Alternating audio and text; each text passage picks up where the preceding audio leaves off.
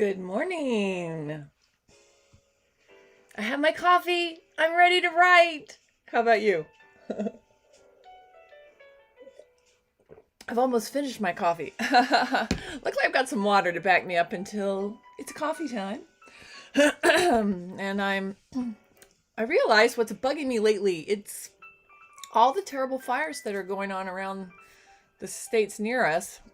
It's in the air. Yesterday I was sneezing a lot, so I really feel for people that are living with that right at their back door or front door, but we are feeling it as well. Luckily we aren't in danger of the fire.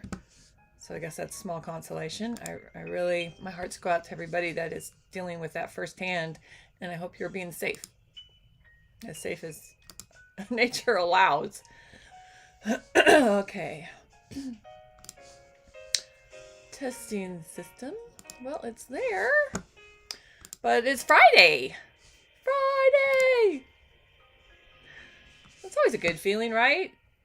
Years and years and years of working has meant Friday, well, for everything, even when you're in school, or there's always just that cachet about Fridays. Even if Friday isn't the end of your work week, it still feels good, right?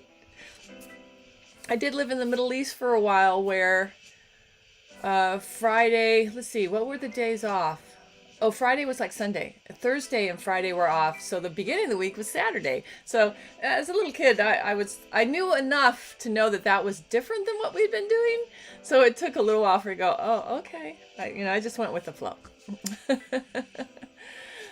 But that still made Friday a good day, just in a different way. Let's see. Welcome to Writers Write, where we do 2 25-minute writing sprints and some chatting. Let's see. Our background music today is the standard. It is royalty free, which is why I use it. YouTube's channel. I believe it's Relax Music Meditation. You think I'd have it memorized by now?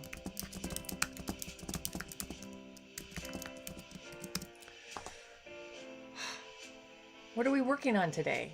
I am in the midst of a very big writing project. We did find out that the documentary that would compete with our project is not going to probably be able to be shopped until November, so that's good. But the pressure is still on that we need to finish. We need a seriously decent draft by the end of this month. So that's what I'm working towards. But I did have a breakthrough the other day about how to add that, how to structure actually and add it to the script. That development that your character has to go through. I can't actually specifically talk about it. Afterwards, I will. I hate to be cryptic, but I am trying to protect the story idea, which is very important to do, as I've talked about before. But I am working, I did have a breakthrough on a couple of things, and it's just sort of every story has its own, I've heard other directors actually talk about it, an inherent flaw. Every story, and I even believe it works, it's the same for fiction writing, they do have their inherent flaw. And it's really important that you understand what that is. And it could be many different things. The example I like to use was the example where I heard it, so it was from the director of that movie, Liar, Liar. And he said the inherent flaw in Liar, Liar was that there's really only one joke, that the guy, has to tell the truth for, 24 hours. And of course, he's this slimy lawyer. A heart of gold in there somewhere, but he's a lawyer and he has to lie, especially if he wants to move up. If you haven't seen it, you should have seen it. But if you haven't seen it, go see it. It's an excellent movie. But that's the first time I've heard of anyone talk about this inherent flaw, and the feeling that all scripts have them. And as a movie director, movie producer, it was his job to figure out what that flaw was, and if he could fix that, solve that flaw, then it made for a better film, right? And so to him, the inherent flaw in Liar, Liar was that it's one joke. It's a one joke movie, basically. Of course, if you put Jim Carrey in anything, you know, you don't need to worry about jokes. He just is funny. But I got the point, and I do understand it. And he just, they said for that movie, how they solved it was that they were very aware that it was one joke. So it had to be delivered in many different entertaining, funny ways. And they succeeded. But I loved that concept that every film, every movie, every story does have some inherent flaw. And it's usually something that is keeping the audience from really enjoying the content, right? So whatever it is, you should take a little time to figure out what that is in your story. You know? I feel like in what the story we're telling in a true life story, and this would probably apply to most true life stories, is the fact that you're always dealing with that, telling something dramatically and keeping it true life. Because life, as I've said, does not unfold in a way that makes it really dramatic unless you pick up all those pieces and somehow fit them a little bit closer together. There's a lot of time gaps in between most personal life dramas.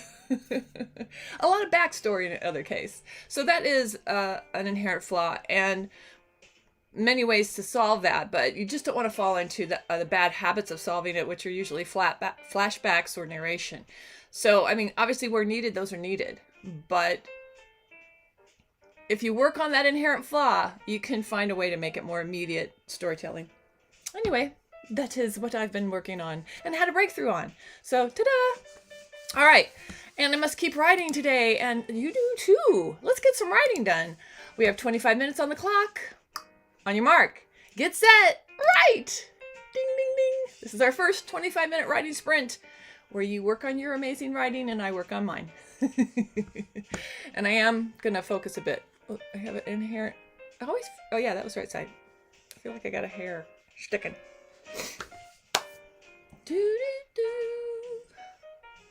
But for Friday, it feels good. It feels very, very good.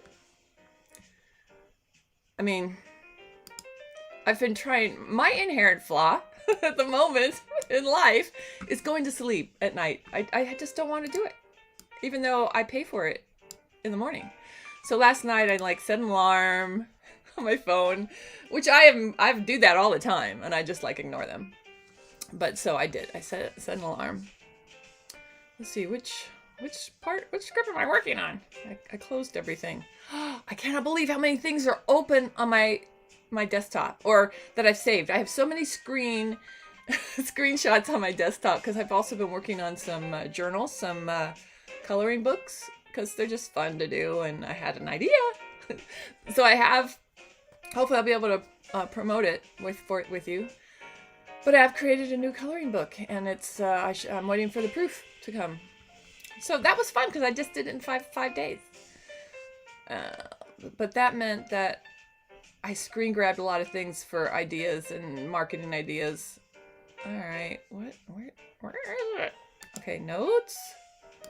And I had all these files. I still have a lot of files open. So I finally shut them all and I realized that I had totally filled up my desktop with little screen grabs of documents.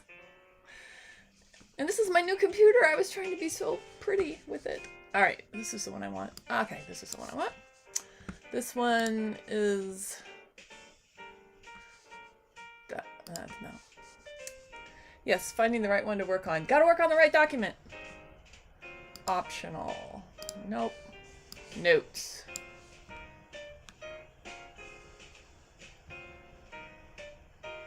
All right, that might be useful. Alrighty.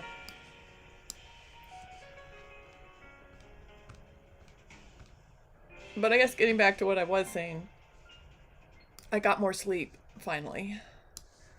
But I feel, why is it when you've been bad and you've been missing sleep, that when you finally get a little bit more sleep, you feel more tired? What is up with that? I mean, that's like a thing. I'm not making it up. I could be making it up. No, I think that's a thing. I don't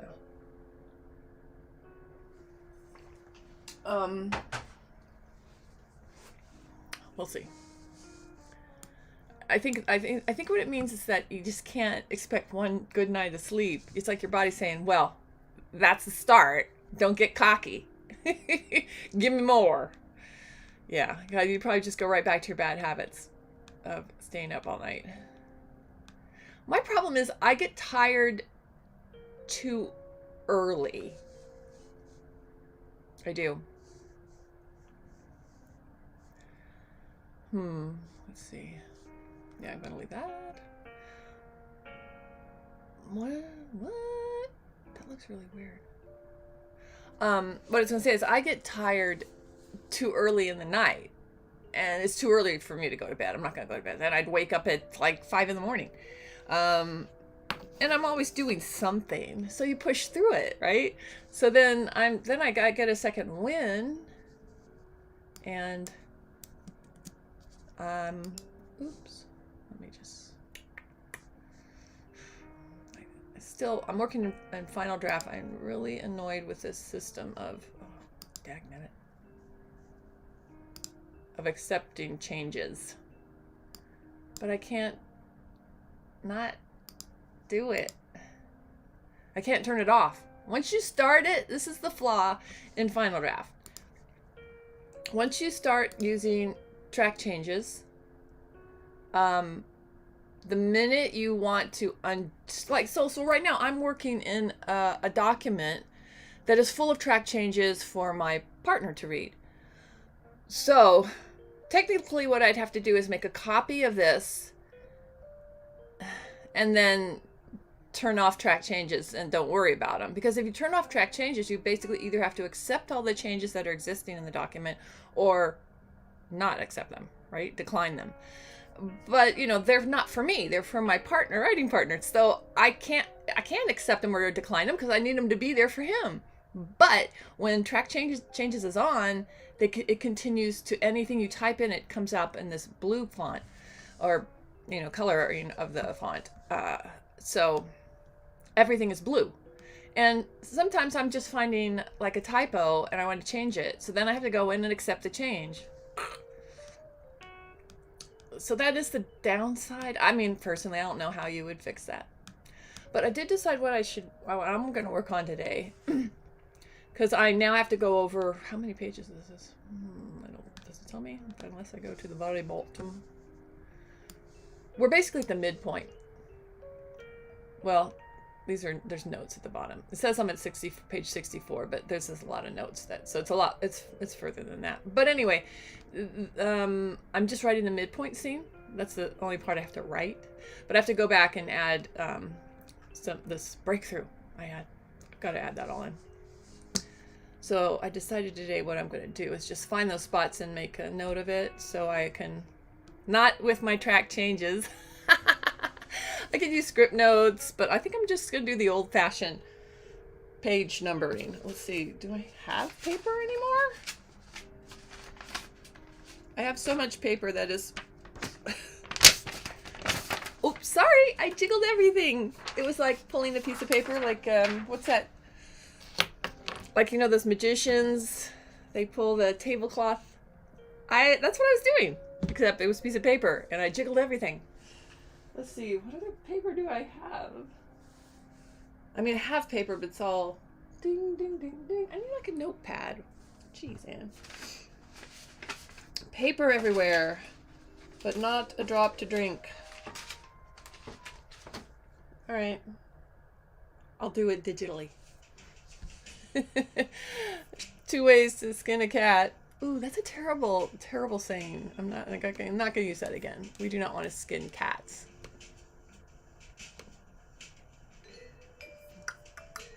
I'm just going to do it digitally. I got paper everywhere. I got paper for days. On my computer. I still have this awful problem though on this computer. I should do it. You know what? I'm going to do it in the Excel program. Is that it? No, that's not it. Numbers. That's what they call it. Numbers.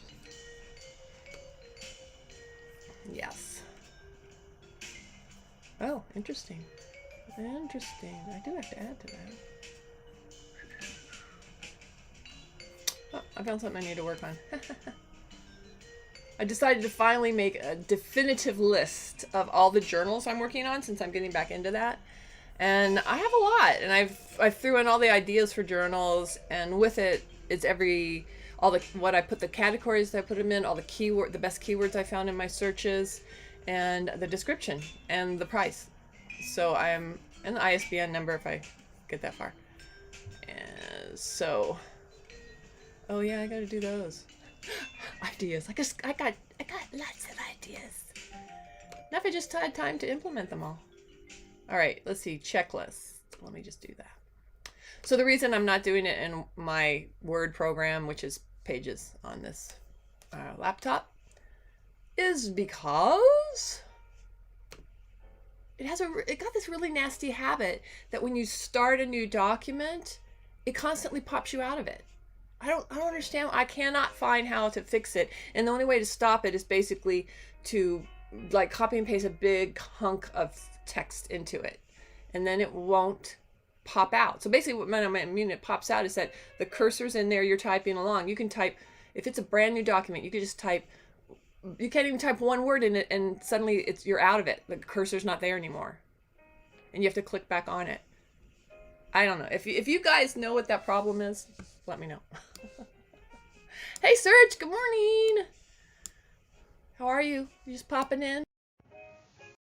Oh. Right back at ya. Siri thought I said good morning instead of Sergio. Do you have that happen? Because I said Serge. We've had that happen before. Oh, my coffee's gone. I might have to make my coffee early. No, I'll wait. How long do we have left? 15 minutes and counting. All right. I've got my list here. That won't pop out. Page number. Add. Change.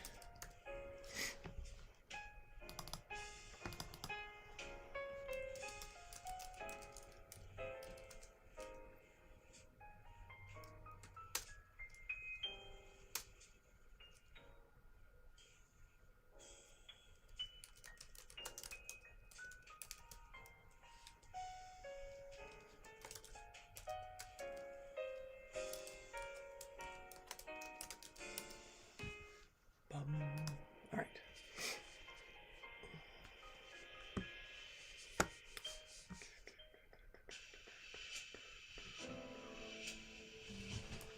Too far over. Okay.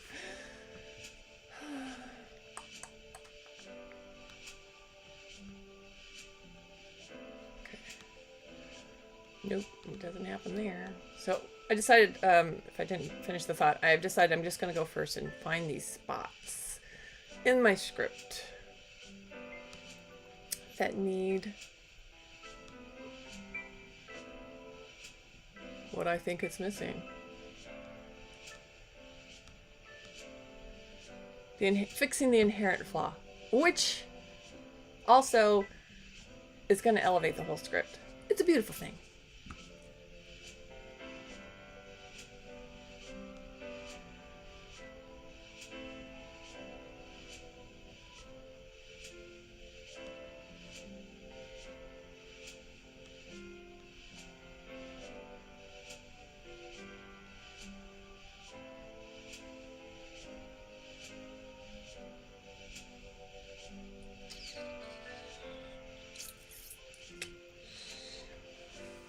Scanning, just scanning.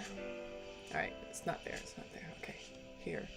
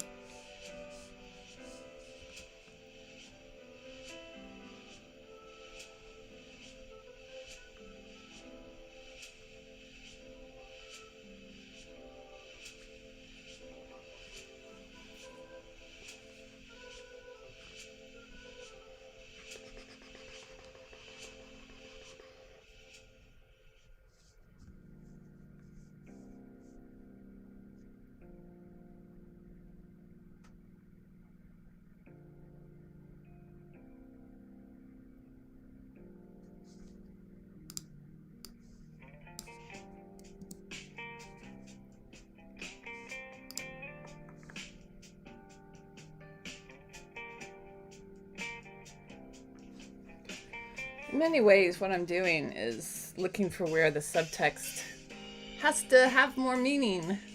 It's like about adding layers to your scenes, and I think thinking about your story in scenes works as well for fiction as it does for nonfiction. Oh, Sergio, yes. Sorry, I had this. I gotta minimize this because I can't see the comments when they pop up now.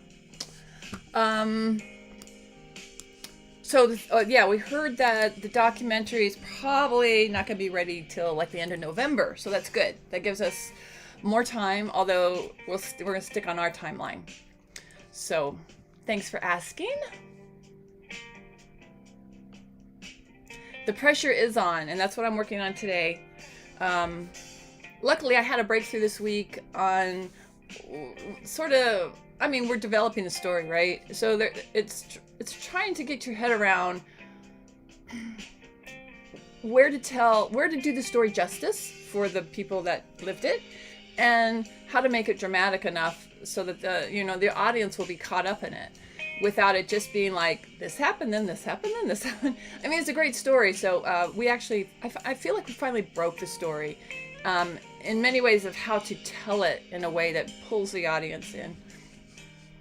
And that always has to do, of course, I honestly believe that has to do with the subtext. And subtext to me is really hard for some people to grasp, writer people, because in many ways to me, subtext, you have to write it into the dialogue. It's what is said that's not said or something. And it's where you give the actors a chance to act. And I think that's one of the hardest things for screenwriters to learn. And I feel like I've only learned it. It only came to me because of that I've known some actors, some really good actors in my life, and it's worth actually talking to actors and getting their feedback on your scripts if possible. But actors that have interpreted scripts, not just someone that hasn't had some experience in it, because you learn more, actors of course, and you'll learn more from those actors that have been on sets and have worked on multiple jobs. So I think actors are actually easy people to reach out to, especially ones that maybe aren't, not A-listers, but if you know an A-lister, they can probably tell you a lot of good stuff. But it's really important to know how an actor reads a script. And actually, I did an interview on Screenwriter's Beat. There's one where I did several interviews, and one with a script guru, Chris Soth. One was with this guy that actually he probably still does. He as a judging contest. That one was really a valuable lesson. There was a lot there to learn, both of those. And then there was one with an actor, and they were like a special Screenwriter's Beat. I forget what I called them, but they're on my channel, this channel. I feel like the one with the actor, it was with my friend Bruce Gray, who's unfortunately passed away. Bruce, a great guy, and so generous with his time and friendship, and what a great guy. But what he said about actors is that when they read a script, it's like, my line, blah, blah, blah, my line, blah, blah, blah, my line. And if you listen to the interview, it's there. It's all there. And it's kind of interesting because, as a writer, we want people to read the whole script, because that's how you get the context of what you're acting. But that's not how writers read the script. And he actually had such a vast career. He was from Canada. So in Canada, he was in a show called Traders, which I'm not from Canada, but it was a big show, and he was one of the main characters. So, and then in the United States, he always played more of a secondary role. He wasn't the main guy. And like, for instance, he was in My Big Fat Greek Wedding. He played Ian's dad.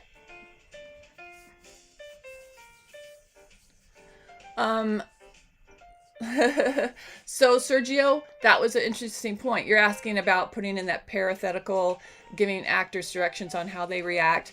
No. So he was like, he doesn't read any of that stuff. Parentheticals, he doesn't read any of it. He doesn't read, or I should say he didn't. He doesn't read the direction you're giving in the script that if, because basically here's the point. If you're an actor and if it says in the script, he walks across the room and punches the guy, whatever.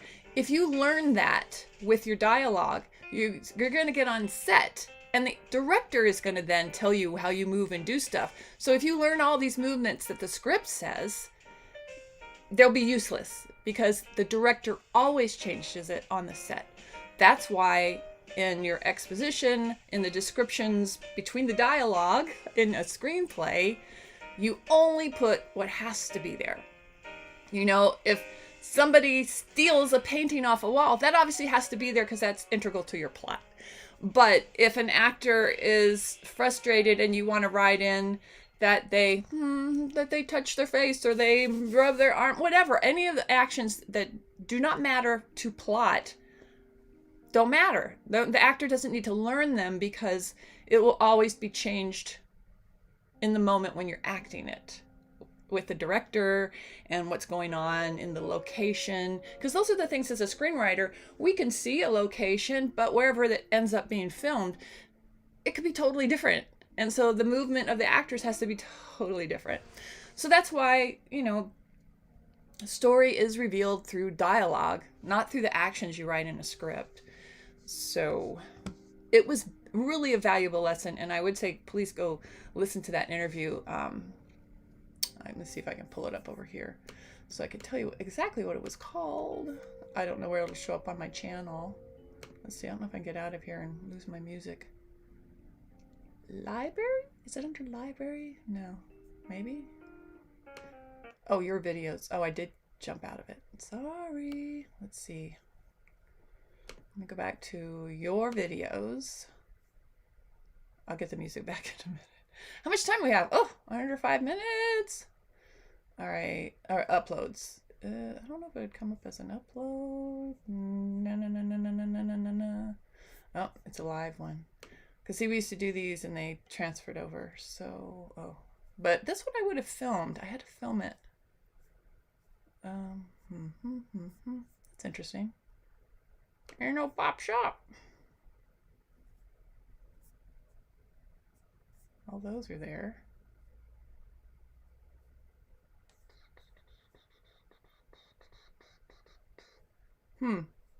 Dashboard? Might be easier to just published videos.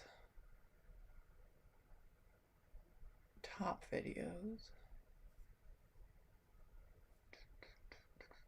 There's so many things to look at here. Go to videos. Okay. Might take me a minute to find it. Playlists? No, that's the ones you make, right? I guess I'm in studio, so it should be here. Maybe there's another page. Ah! Ding, ding, ding. There's another page. Next page. Oh, no. There is a next page. Feature. It's not saying I have any next pages. Let me see. There might be here. Might be a next page. Oh, yes. This is where there's a next page. Wow, I've done a lot of videos. All right, maybe it has a way to go to the end. Oh my gosh, there's like 222 pages. Yikes. Oh, here we are. Here's Screenwriter's Beat. These are all episodes. Jing, jing, jing. Because it would be called Screenwriter's Beat, and then I can't remember what I called them after that. And unfortunately, everything looks the same. Oh, they were called strategy sessions. Screenwriters Beat strategy session. So this one is, oh, that's with Chris Soth. So it wasn't that one.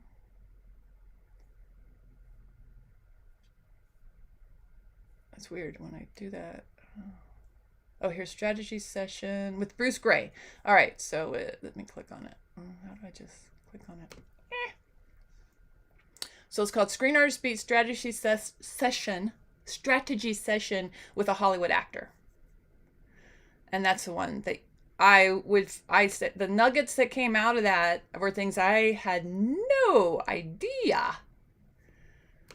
I had no idea that this is something I should be thinking about as a screenwriter. It was invaluable. Let's see. All right. I'm getting back to my music. There we go. So, I'll write it in here.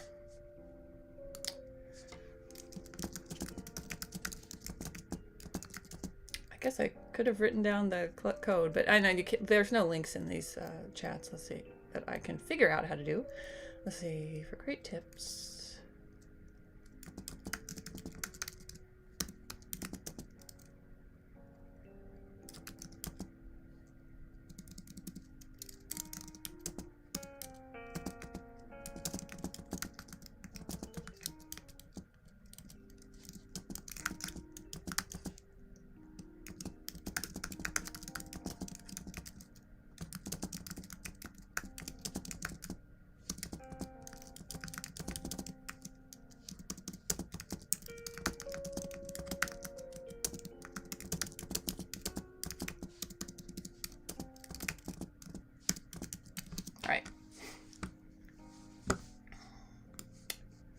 Anyway, it's really informative about how actors read scripts, how they interpret them. So it's a good lesson because there's a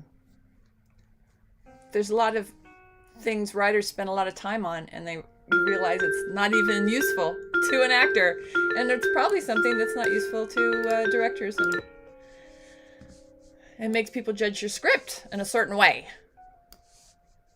Dagnabbit. Live and learn.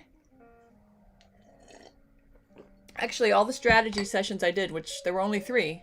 There was the one with Bruce, the actor. There was one with Christoph, who is legitimately a writing guru, and he's really good at log lines. So he sort of talked about how he creates them so fast, and he's the one that does the $1 Million Movie method. And then the third one was with, oh my God, I'm sorry, I can't remember his name. These are so long ago that I did those. So long ago. But it was with the guy that judges screenplay contests. So that was really informative about how, what judges look for in screenplays. And I will say that what judges look for in screenplay contests, Shazam, is completely different than what producers look for. I mean, there's overlap, but it's, contests, the judges, I think, get really jaded, and they're really looking for something avant-garde and unique, where producers are looking for something commercial. It's going to make the money that they can easily pitch it and sell it to somebody else. So I think that's important to know. I mean, obviously a high concept can win on both sides, but that's why I always say, if you're entering contests, if that's like your main goal to get into the business, know what you're looking for. Are you trying to just win something? Are you trying to get feedback? Great feedback? Are you trying to win some money? Are you trying to get discovered and have your script produced? If your goal is to be discovered and have your script produced, you should be spending your time finding people that produce films and have funding. That's what you should do. I don't want to bash contests. There's a good place for them, and people have used them to launch careers. But percentage-wise, more people have launched careers by finding people with money to produce their scripts and turn them into film. I'm just saying, there's a business way to approach stuff, and then there's a hobby way, like let's win the lottery way. These are the hard facts that other people don't like to hear sometimes. I have turned off many screenwriter friends with my opinion. But I have to say, on this case I have to, I'm a bit right. I'm a little bit right. I'm not always right, but I am right about that. All right. The coffee is up. Can you smell it through the airwaves of this digital world? Can I smell it?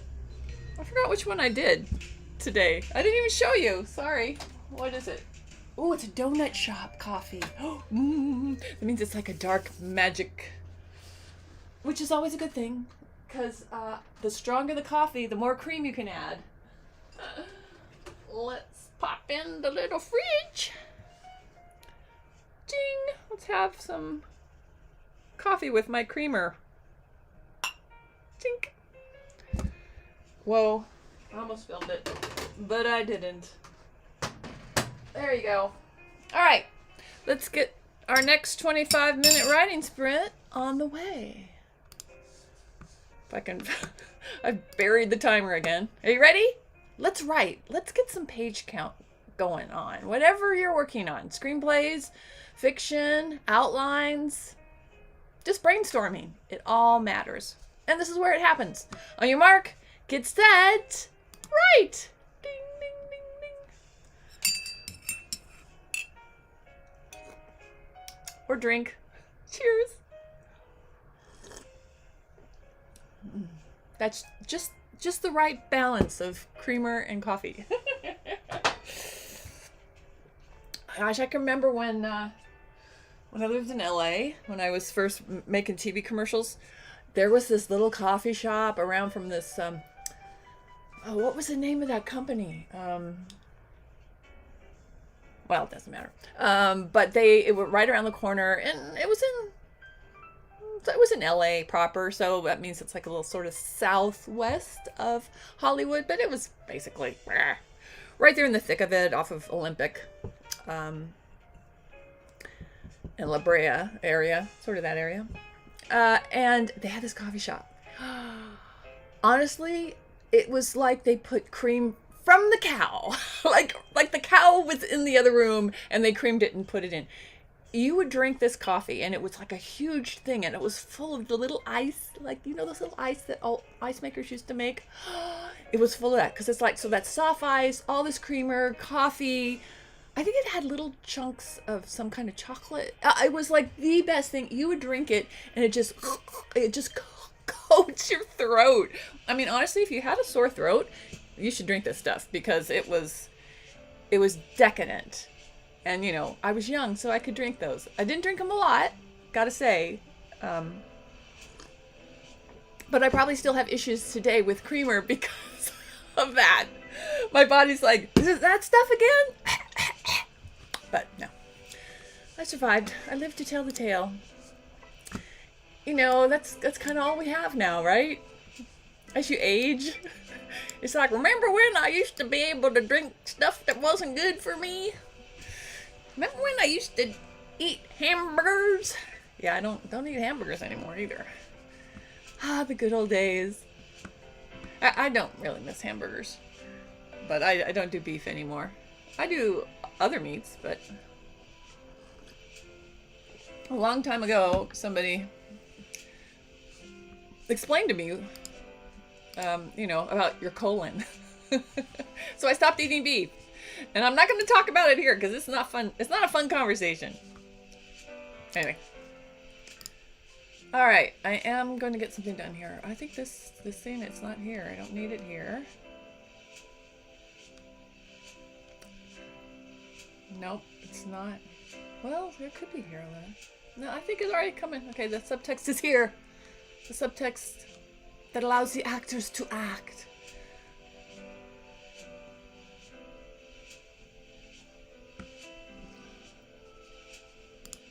This is a place for it. Oh, wait, don't go there. This is part of the dialogue. Back minute.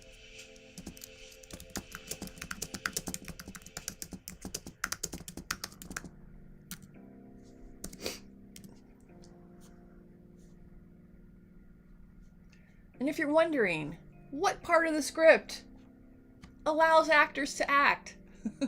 It's the dialogue.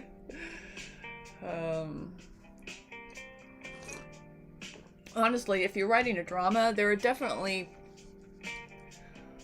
parts of the... I don't know, if you watch well done movies, actors can do a lot without saying anything. And as writers, that's really hard to write in to a script because you want to describe what they're not saying, right? So I think that's a pitfall for screenwriters, because the thing is, you should not write that in.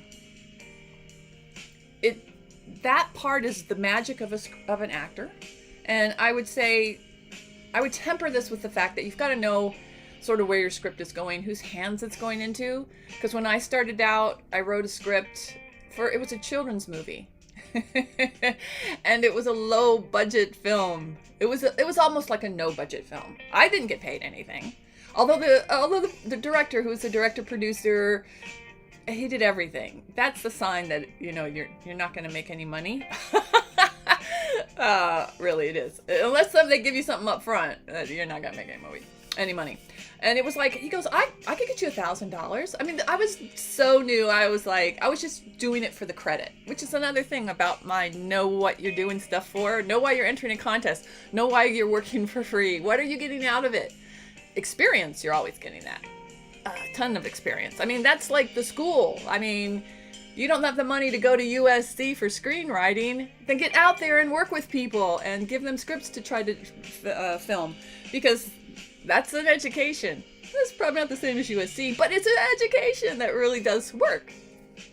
So anyway, yeah, I was doing it for the experience of working with a director, and I was doing it for the screen credit. So I did not get the screen credit because it never was out there. Well, you know what? There was a brief moment when it seemed like it was out there. There was this whole great article. It was picked up by some distributor in Canada. And so then it was on their homepage, and there was this great article. It was covered about, the director did an interview about it, so that it was on there. I still have that somewhere because they contacted me and I talked to them about it. I think Inktip in their magazine was the one that did. So just Inktip. But there was coverage. There were clips.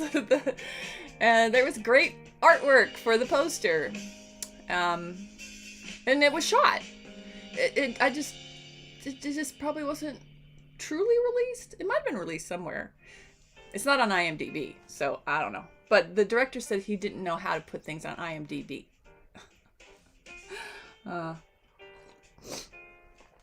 Trust me, anyone can figure it out. It's not that hard. So the downside was that I did not get the credit as having worked on something. And the mistake I learned is that there are different levels of actors. No insult to anyone, but you need to know which actors you're writing for. And I wrote it for banter, actors that could banter and these zippy lines. I wrote it for Bruce Willis when he was 10, basically. I don't know. Anyway, that did not happen.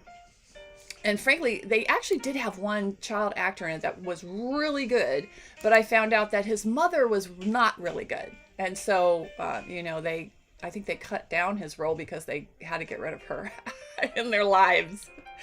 These are the things you learn when you work for free in the industry. I don't know. It was a good time because I really did learn a lot. I've said this before. This guy used to call me up and go, "Hey, I got 2 hot air balloons, so I can film from one hot air balloon of the kids in the other hot air balloon. Can you add a scene with a hot air balloon?" I'm like, sure. So it was really fun. And it was a kind of thing where I had free wheel of what I wrote. He never, ever gave me any note about the writing.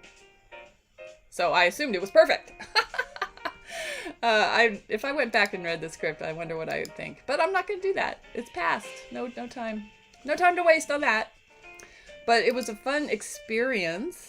Oh, and so the point was that at one point he told me, would you like some, I could get you $1,000. Should I give you some money? I could get you $1,000. And I was like, sure, I'd like $1,000.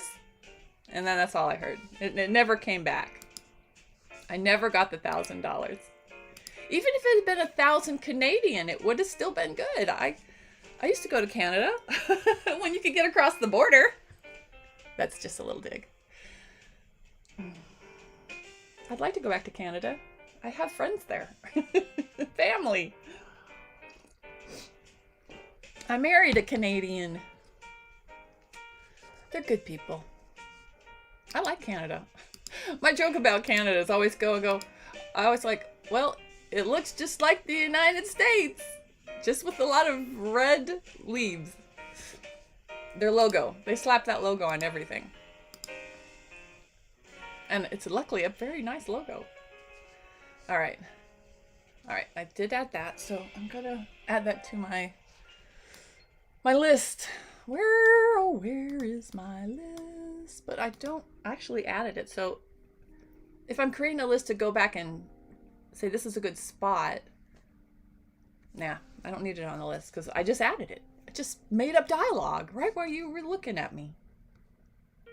Funny how it happens.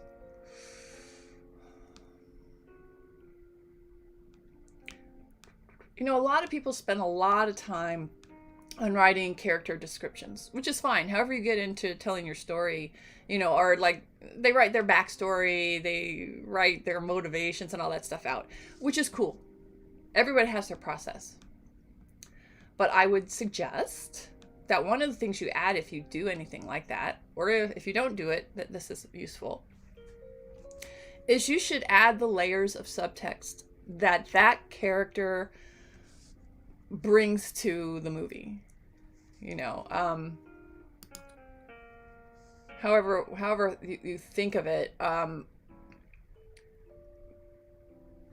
if it's the main character and then you have your subplot characters, hopefully you know the difference between them.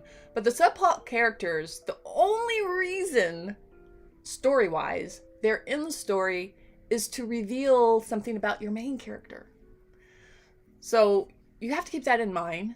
That's the writer's job. Like, nobody else is going to think about that because they don't understand story. And I'm just telling you right now that everybody else in the industry, they don't know what a good story is because they don't understand story or story structure. They don't understand why a subplot character is in the movie other than they just think it's part of the storyline. But it's not. Your story is about a main character, usually one, but even if it's a couple, love story, any other character in the story, whatever happens to them is supposed to shine a light on some issue or problem about the main character or main characters. That's why they're in the story. And that's why sometimes stories sound or feel like they're following a formula, because it's a little clunky when they do it. You can write it in a way that it's not clunky, you know, that there's an organic reason why those subplot characters are there, but they're still doing their job. So if you see a movie, and Betsy's Wedding, for some reason Betsy's Wedding of all movies in the world is coming to mind, but I remember that one. It was a Molly Ringwald movie back when she was still America's sweetheart. Well, she still is. Isn't she wonderful? I just saw her in, because I like these movies, the Kissing Booth movies.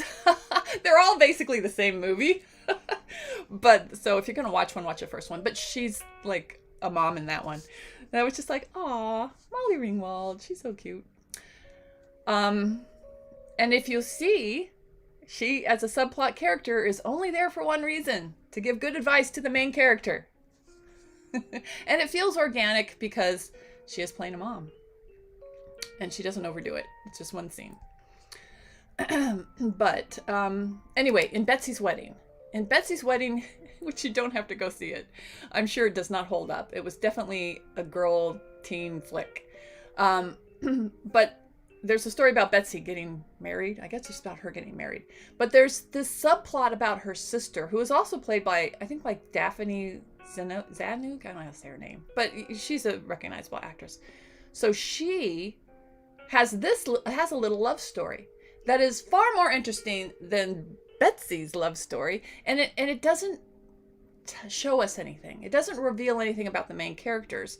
So it just makes you go, oh, I wish I had seen that little side story. Would have been a far more interesting movie than Betsy's love life.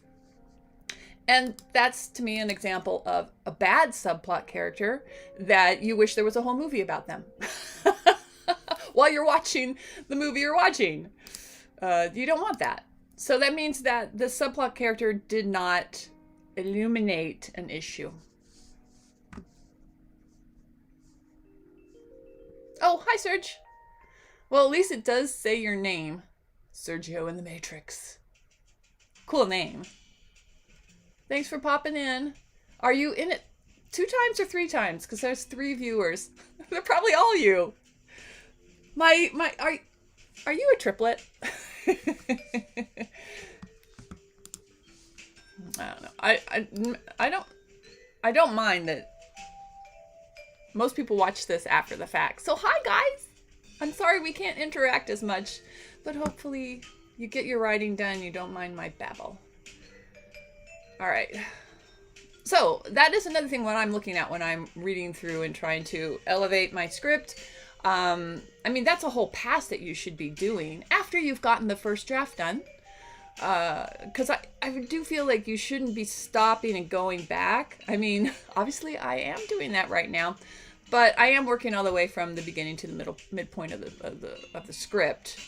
And because this is a draft where we're still really breaking the script, finding all the right elements that should be in it, as we write it very fast. That's important. But I would say, please don't stop your forward motion in script writing.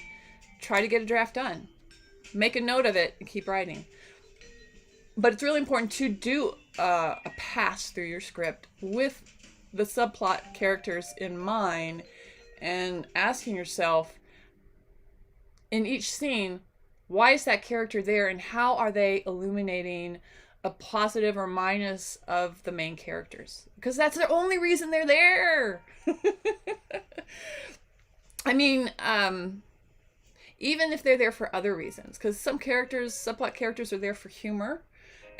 But I still say, if a character is only there for like a side issue like that, you're missing the point of why they're supposed to be there. Subplot characters are always supposed to be there because how they illuminate the plot of the main character. Whatever they're shining a light on, that's why they're there. And they're there so they shine a light on it in an organic way and not a clunky way. And if you also want to take those subplot characters and make them there for humor, that's an added benefit. But they have to still do their first duty, their first job in a plot. Okay, this is where I might have...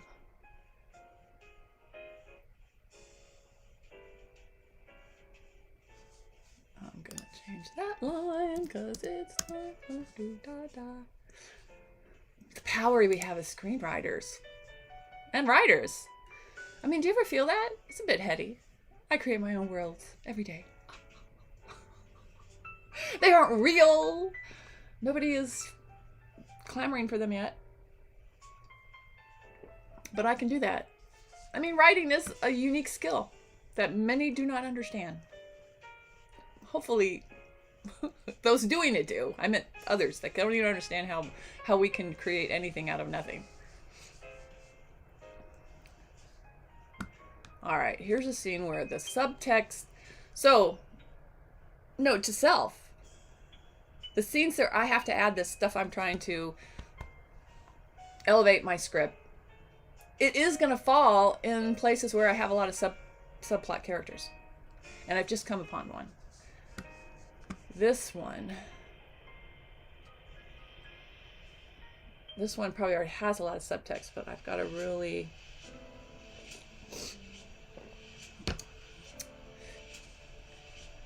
Sarcasm is another interesting form of subtext. Now, I honestly believe that very few people understand sarcasm. In life. Like when you meet a sarcastic person, if you are sarcastic, which I am, I think I think it's like automatically a kindred spirit connection, because to me sarcasm is kind of like, I guess it's a negative sort of humor. It's not really insulting, but it can be taken wrong. It can be easily taken wrong, as someone who's a true comic would know. A lot of humor can be taken the wrong way. But to me, sarcasm is a useful tool if it fits your character. It does fit my character, my main character. I wonder how many people in this scene are sarcastic. Another way to look at sarcasm is like it's insulting. So the scene I'm looking at, there are definitely people in here that are insulting. That's another thing too. If you've ever done improv, and I only mention it because it's not just for people that are writing comedy, but improv, there are several, I'm not an expert at it, but I have done it back in the day. And there's several games, a lot of games that improv artists will play as they learn the craft. And one of them is how they'll make one actor in the scene sort of have to be is the king of the scene, and the other is the servant. And so whatever the other actor does, and I did this once where I was the subservient person. So what you had to do is you had to make certain that your head was never higher than the other actor's head as you played, with some kind of comedy scene that you were making up. So whatever, they gave you a topic. So whatever you were talking about, that's what you were trying to build this, some little funny story around. And then as they moved, if they sat down, you had to kneel. And it was to me a really good lesson about how that dynamic does play out in scenes. And I would say that's also another good trick, another path to go through on certain scenes. So the scene I'm looking at right now, I definitely have this going on. This scene is about three characters sort of trying to get their way. Well, actually, it's about two characters trying to get their way. And one character at the moment feels like a moderator, although I do want to set up the fact that they all also, they're not even trying to get their way. They know they're going to get their way. So those are great dynamics when you read them back through a scene. That I'm gonna put that note right here. Let's see, what page are we on? Page 17. All right. So basically I have a three-way competition going on in this scene. And I'm gonna put down what the characters are competing about. Well, I know what they're competing about, but how they're competing about it.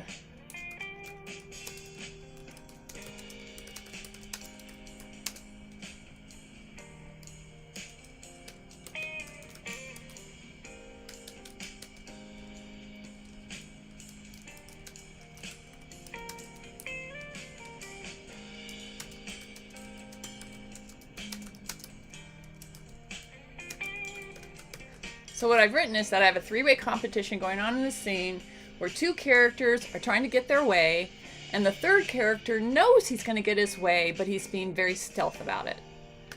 So that adds a whole layer to the scene that I am never going to spell out in words. So I have to read through the scene and figure out how that comes across in the dialogue. Because a dialogue will constantly tell the story that's going on between your characters. And not because they're saying it, not because it's on the nose, not because they're saying, hey, I expect to get my way or I'm going to belt you one in the noggin. It's subtext, because people don't talk that way too often. I mean, at some point, I would like to say that I do believe that you build up, in scene after scene, you build up to the point where somebody asks a direct question and they have to get a direct answer. You build up to that fight. It doesn't have to be a true fight, but you build up to that battle. You build up to that moment, because as an audience, I want to see it. I just recently saw a movie, I guess it's on Apple Plus, Apple TV Plus. Is that the official name? Palmer. It's called Palmer with Justin Timberlake. And I really loved it as a drama, and I thought it sort of, it epitomizes what I'm talking about, that there's very little on-the-nose dialogue in that script, but there's a big question about Palmer, and I mean, I'm not giving anything away, that you're wondering what happened to him, because he's been gone for a while. And you know technically why, but you don't know what happened. And they hold that off until I mean, it's like tickled at, and until the point where someone actually says what really happened, and he tells them. And that's all part of that character's journey, and the way they introduce you to that problem, I thought was really well done, which is why I think it's worth watching the movie. It was a very touching movie too. I liked it a lot. Justin Timberlake's a pretty good actor. I mean, I've always thought that since the Facebook movie. What was that called? Social Network. Yeah. Thank you, whoever shouted that out at home. I heard you. Anyway, I am purposely stalling because I want to work on this scene, because I just figured out something really important to do with it. So I want to work on it. Yeah, today I've got a full day of writing, as Sergio mentioned. Let's see. Oh, thanks, Sergio. Yeah, our opening is very, very strong. I'm really happy where we started it. Stop! That's the end of our second writing sprint. Woo woo! Those playing along at home, high five. Good job. Yes, thank you, Sergio. The first 10 pages do matter. All the pages matter. It is true that, to me, they say Hollywood, they aren't readers. I wish I could tell you that isn't true. Somebody will read the script. And yeah, if you can hook them in the beginning, you'll hook them. It's important. But I've read a lot of scripts. When I started working with my writing partner, and so we have a company. So there was a time when we were looking for other work. And so in that period, that was my job, to read to try to find cool ideas and to request scripts and to read the scripts. And honestly, so here's the thing. Yes, you do want to have an interesting story that is revealed in the first 10 pages. At least something about it makes you go, wow, this is a good idea and I want to keep reading. But if it then breaks down at page 20 or page 11, it's done. And that's what I saw a lot. Like, people worked really hard on the first act, anywhere from 10 to 20 pages. But then after it just goes into, there's so many scripts that just go off into tangents. And you're just like,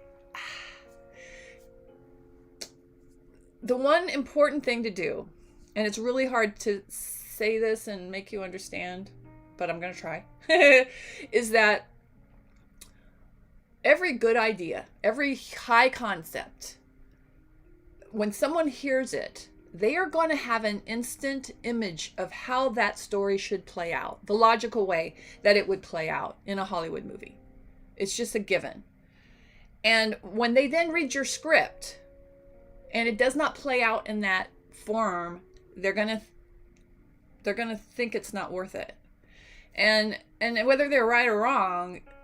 So to me, the tools we have to get people to be on track with us on where we're going to take our story is the logline and the one page, because I guarantee people will read those.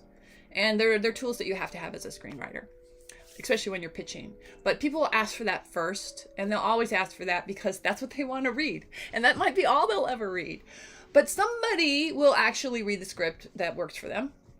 Yeah. So anyway, those tools are ways to tell and clue in readers of how the story's going to progress. And even that, I have to say, I've read many of one page, the one sheets, and then the script doesn't do that, doesn't follow that path either. So those are things that have to work together. And if you can put in somebody's head before they read your script the path of your story, then they'll have less chance to jump out of it because they've made some assumption on where your story goes, you know?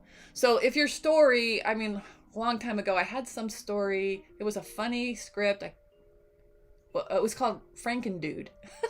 It was about a guy that turned his brother to save his life into a Frankenstein. It was sort of a cutesy concept, but the problem was that nobody saw the story the way I did. So every time I could get people to read the script. This is very early on in my career. I could get people to read the script, but nobody wanted it because it didn't follow the path of what they saw a Frankenstein movie should do. You know, I wanted to write something that was funny, so it was following more of a humor path, and I didn't want to write a Frankenstein movie because we've all seen that. Where can that go? But so that was my flaw in one, I didn't pitch it beyond the high concept. Was that a guy loved his brother so much he turned him into Frankenstein. So I had a great pitch that people were like, oh, that could be funny, I want to see it. But I didn't have enough pitch because people will then tend to say, well, so then what happens? You know, and pretty much I'm just, madness ensues. I don't know what I said, but I said enough to get the script requested, but I didn't say enough, and I didn't think about it to say enough. I didn't know enough to say the rest of the story, so that once they heard the rest of the story, it would be in their mind. And my one sheet obviously didn't spell out the rest of the story in a way that set them up to read my script and not jump out of it because they said, well, this isn't how I thought it would go. I actually had a producer say that to me because he called me, which was nice. And he was like, yeah, I love this concept. I love, you know, he thought my writing was fine, but he's like, it just didn't go where I thought it was going to go. So I think it's too much work to fix it. Anyway, learn from my errors. I sure try to. And we all should. These are those moments that you pick up the pieces and you go, hey, there's some good knowledge here. Anyway, thank you for joining me today, Sergio, on all your many accounts. I hope you have a great weekend. It's the weekend starting now. Well, maybe a little bit later today. But I hope all goes well this weekend. You find some time to be good to yourself. Be good to others. Enjoy life. Do some writing. It's always a fun thing, right? And come back and join me on Monday. Thanks again for being here to Writers Write and chat a little. You're right, Sergio. I really do need to change the title. All right, guys. Take care, and I'll catch you on Monday. Bye.